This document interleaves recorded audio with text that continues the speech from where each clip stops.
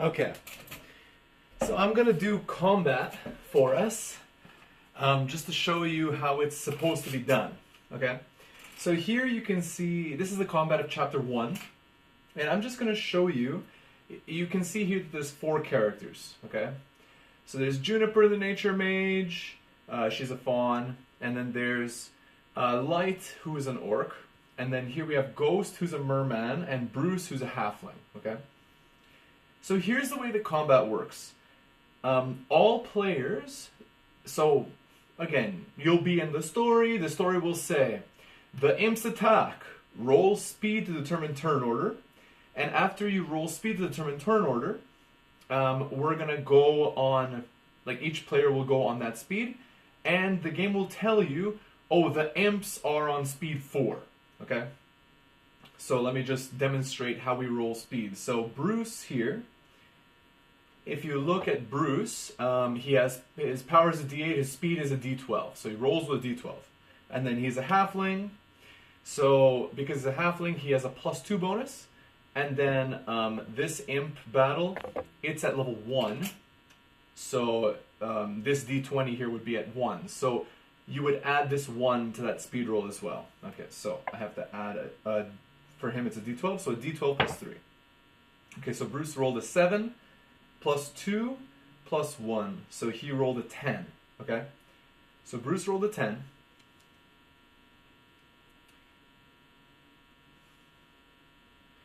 Then next is Juniper. So Juniper, you can see here.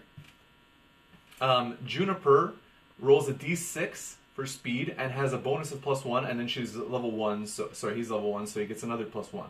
So let's see. This is D6 plus 2.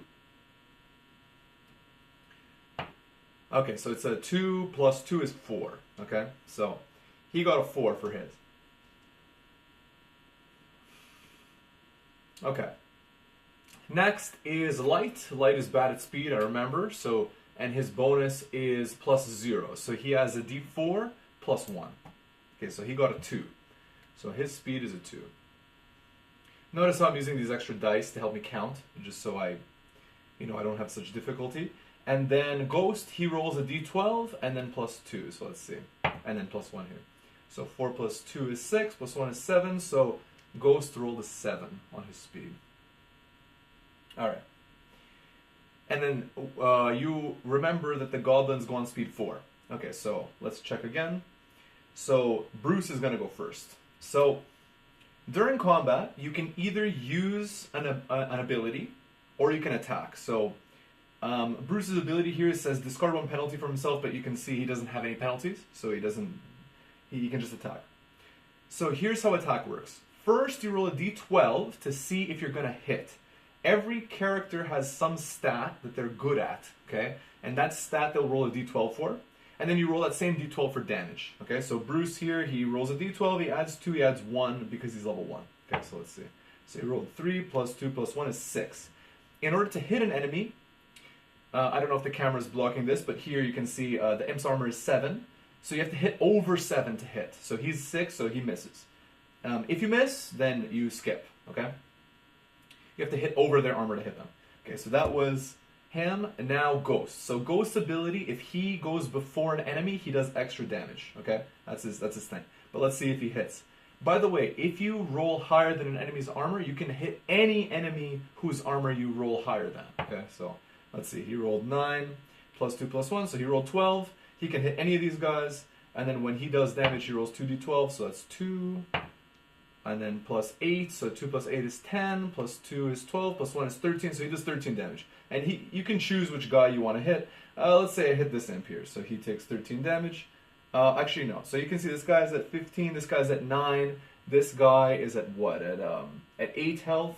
Okay, he's going to kill this guy with 9. Okay, so he does over damage, so he's killing that guy.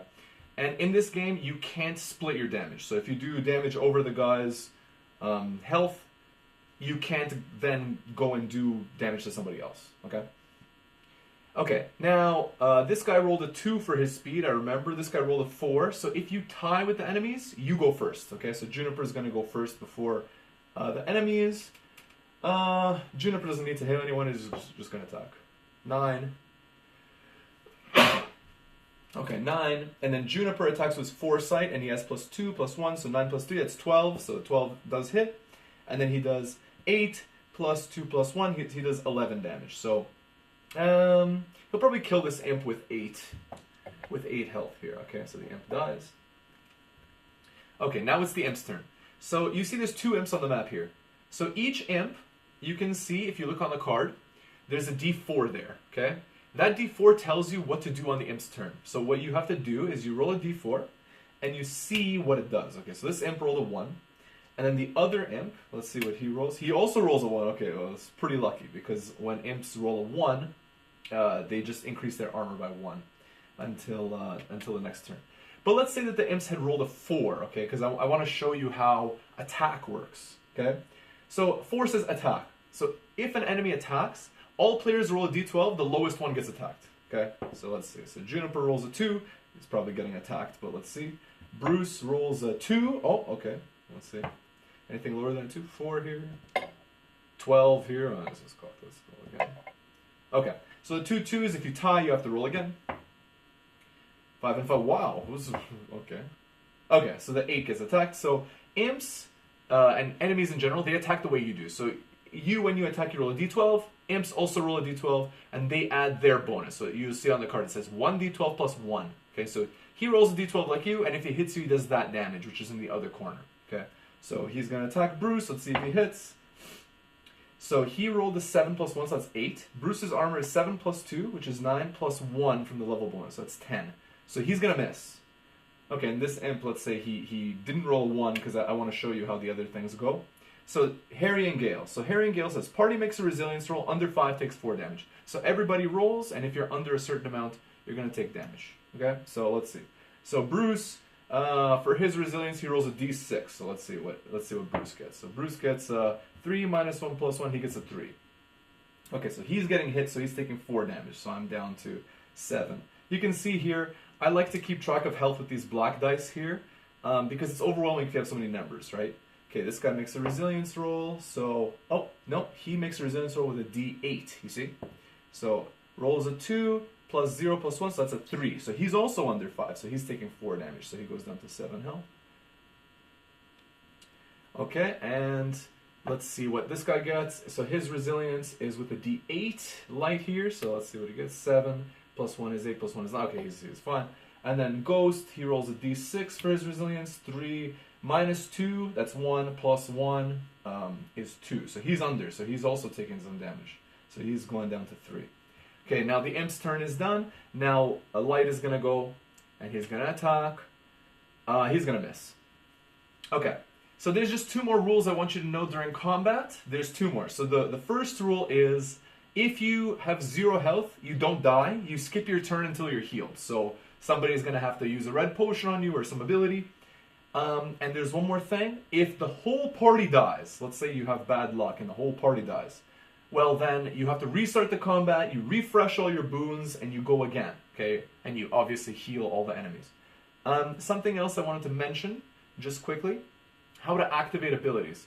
So, you remember I said in combat, players can use an ability instead of attacking. So let's say Light here wanted to heal Bruce instead of taking his turn. So he would flip this red potion face down. If you look carefully, it has that A symbol, and it says use once per chapter. So that means you can only use it once in chapter 1, and then after that, you have to wait till chapter 2 to use it again. So he flips that down, and then Bruce would heal 5. And again, boons can be used when it says you can use them, and other abilities, okay? So some abilities are like, when you take damage, you can activate it to reduce your damage, or when you take damage, you can heal, or when you deal damage, increase your damage, or something like that. So you can use them when it says you can use them. Some of them are like, add something to somebody's roll, you know, like Acrobat, for example. I think it says, oh, this is avoid the negative effects. But there are some like this. This is permanent. Let's see here. Okay, this one. Each party member has their combat speed roll increased by 1 for this combat. Well, we don't care about that right now. Let me check a boon for you so I can show you what I mean. So here's deal 1 damage per level. So this could be used on your turn to deal damage, but there's cards, you know, like when you deal damage, increase it. Oh, you see like here, like Sage Advice. Give any player +4 to their Foresight roll. So let's say that Juniper was attacking. You could activate Sage Advice to give that player +4, that sort of thing. That's kind of how the boons can be activated. Okay, I hope you enjoyed this combat tutorial. On to the next.